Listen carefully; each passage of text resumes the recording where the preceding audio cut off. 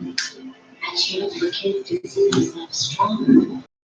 Yo, it's your boy again, the ambassador, concept developer, influencer, Marlon Green. Hello, everyone. What I had wanted to talk about that I didn't get a chance to is how I'm helping. First of all, I want to say to all my veterans out there, if you can avoid the PTSD disability, please do so, because that program is not our friends. And let me tell you how. Let me tell you how I got caught up in all of this shit and had to handle my business and wind up hurting a lot of people, not physically, but administratively, because I can't do. And let me tell you this before I even get started with that. If anybody ever tell you that I'm threatening them, they a motherfucking lie. Because with this neck injury, you don't want to do nothing but take it easy and defend yourself if necessary. So y'all need to cut that motherfucking Jerry Springer shit out, okay?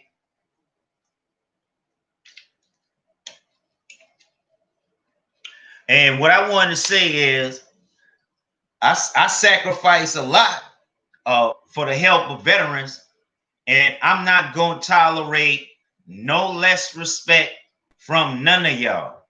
I'm not going to tolerate it, man. I don't care, black, white. I don't care, man, across the board.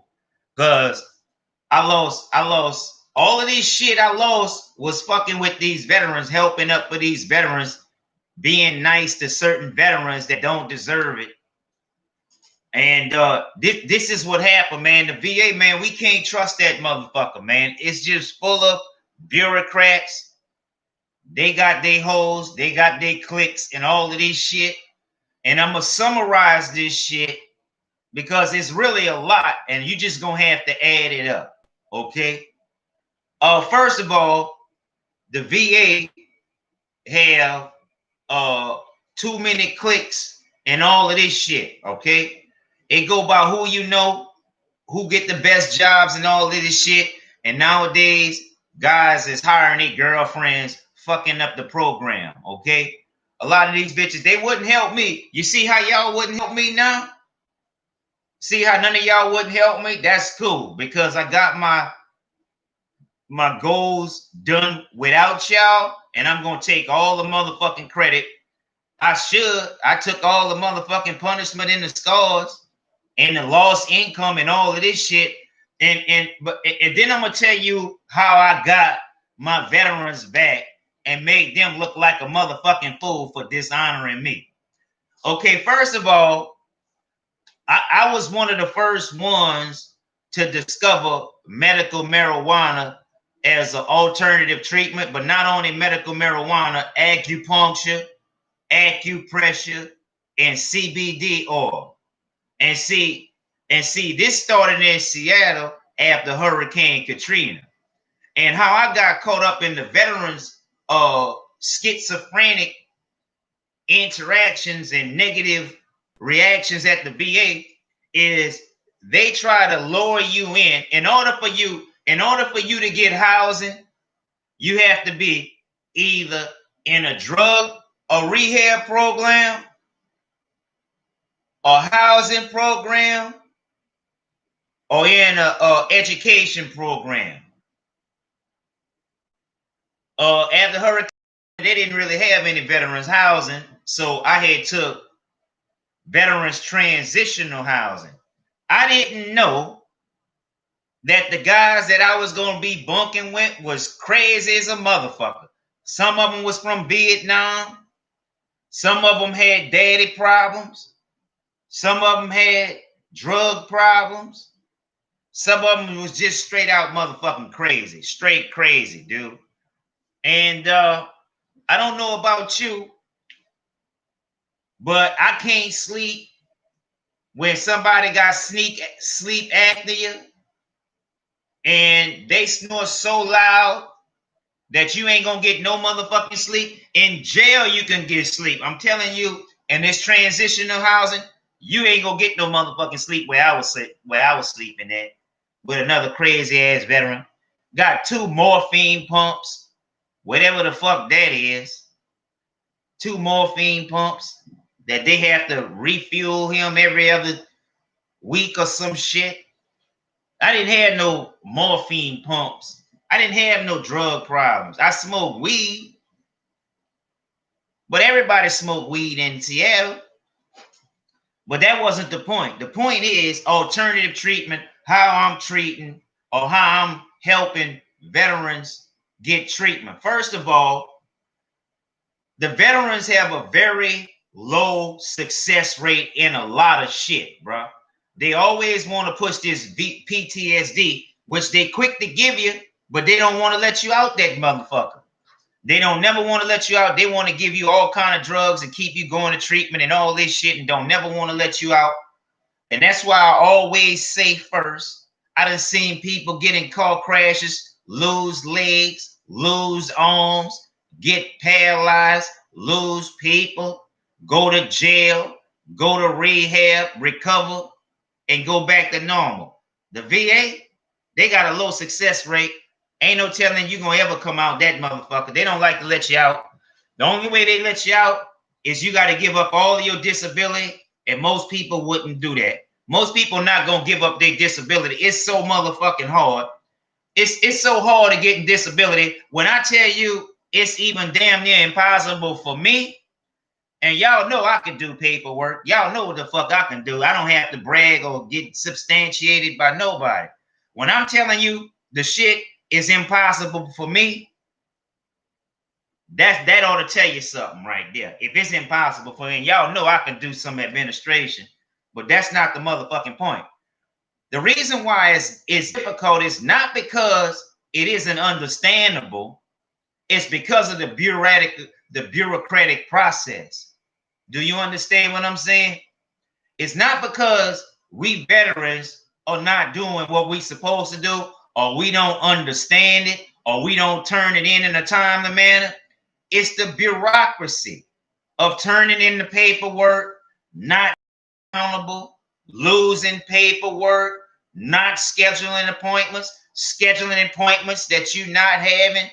Remember earlier this week when I was showing you that radius recovery from Quest Care Recovery Service from that was scheduled by Veterans Evaluation Service. That's what a conglomerate is in a bureaucracy. You see how some people might say I'm rambling off. Motherfucker, I'm not rambling off. I'm telling you how the process go. It's up to you to understand. Do you understand? I can run it again. It's a lot of details, but I can run it this shit. Veterans Evaluation Services, whenever they feel like it, they gonna schedule your motherfucking appointment whenever they feel like it. And if they don't like it going, they gonna make you miss that motherfucker. And so basically, I was turned in to Radius Collections Group because Quest Care Medical Services had me going to their appointments that Veterans Evaluation schedule. If that ain't a conglomerate, I don't know what the fuck it is. In corporate, you can call right up to corporate, get your motherfucking appointment, go to your next appointment, bam. Simple as that. Why the fuck you gotta call or go through 3 motherfucking agencies to make one motherfucking appointment? That don't make no motherfucking sense, man. On top of that, you got Houston, Texas in control of New Orleans, Louisiana appointments, and that don't make no motherfucking sense because Veterans Evaluation Services in Houston is in another region. If anything, the one in Atlanta or the one in Alabama should be scheduling because they got a regional office. There's a regional office, Vision 16 in Flowood, Mississippi. And when you having problems with your regional office. Your local regional office, because you got local regional offices in every state. Every state, no, mostly the capital or the major city, because like the regional office in Louisiana is in New Orleans, but really the Veterans Administration's offices is in Baton Rouge. And so Baton Rouge have a smaller, no, they have a pretty big facility. They have a pretty big facility, but Baton Rouge is the regional administrative offices. But up in New Orleans, that's really where most of the people go get their appointments, because Baton Rouge is smaller and they have nice sized facilities, but they get over their facilities a little smaller, and so they send the overflow to New Orleans, which is about 45 minutes away. And so with that being said, I'm helping my veterans by letting them know what the motherfucking hurdles are, which programs to take, which programs not to take, who to help you with your claim, who to help you not with your claim, because Barack Obama fucked this motherfucker up, man. I don't give a fuck what country you come from. I don't give a fuck what your name is, what your rank is. Barack Obama fucked this motherfucking veterans thing up, man. You know how I know? Because I got 10% disability on my own. When I got out, I got 10% disability on my own, and then the rest of them helped me. Was the Disabled Veterans Administration helped me get the rest. But when George Bush, well, it was okay when Clinton was in office. It was okay because the reason now look, I'm not Republican or Democrat, but I'm telling you, it was okay when Clinton was running the VA, because Clinton was the one that bought the HIPAA Act, the HIPPA. That's anything violating your medical records or your personal care while in a medical facility, it falls under HIPAA. And as a matter of fact, the HIPAA law is what I kick everybody ass with in court. I kicked everybody ass with the same argument. They violated the HIPAA law. That was the main one. The main thing, because guess what they did? It all started from VA transitional housing, being housed up with some crazy motherfuckers. I got into it with one of them. They ratted me out to the VA. I've been having problems ever since. I had subsidized housing. My little girlfriend was coming to see me. They kicked me out of my motherfucking house because they was jealous. I couldn't get it back. And so I had my own apartment, and we was paying $900 of rent, me and my girlfriend. And then I was coming back to New Orleans trying to get my transitional housing because I had it in New Orleans and Katrina had ran me out there. These punk motherfuckers named Frederick Stevenson, he from the Navy.